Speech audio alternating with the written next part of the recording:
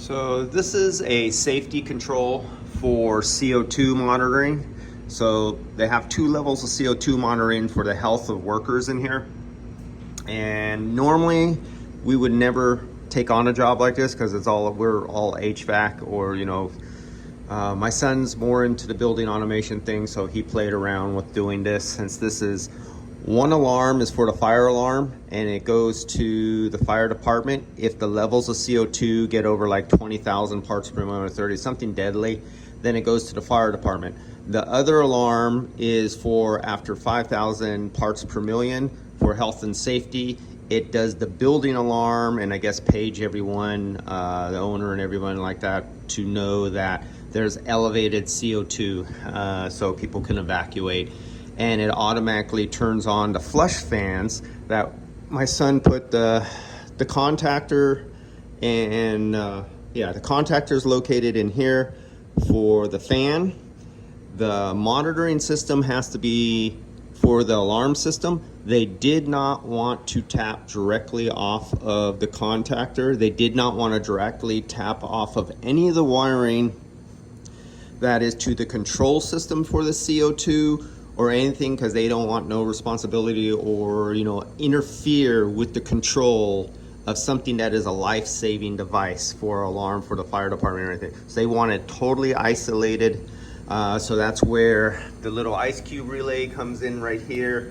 Their own dedicated separate 24-volt system, completely isolated from the 24-volt system of the system over here. So that 24-volt system, all it does is, how does that work?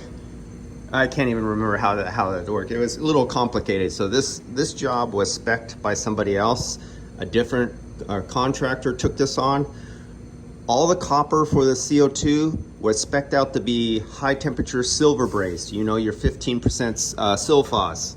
And instead, they use plumber's water, low temperature solder instead of high temperature, high strength silver braze. All the valves leak. Every one of the valves leak from the seal in here. The guy who put these on burnt the packing inside here, so they're leaking through the valve. There was leaks throughout the system on the main pipes going all the way out to the front of the building. And so my son has been chasing down all the leaks and rebrazing all to the front of the building, fixing all the leaks. What else do you have to do? That's about it. Oh, and on top of that, and I just spilt the water on me, he used the Infracon D-Tech for the CO2, and I have the CO2 leak detector module in here. So not only a refrigerant, we use this for CO2 leak detection for the piping throughout the building. So that's what was used on that, was to find all the leaks on CO2 with the CO2 leak detector, and it works just perfect. I also have the ultrasonic leak detector. All right.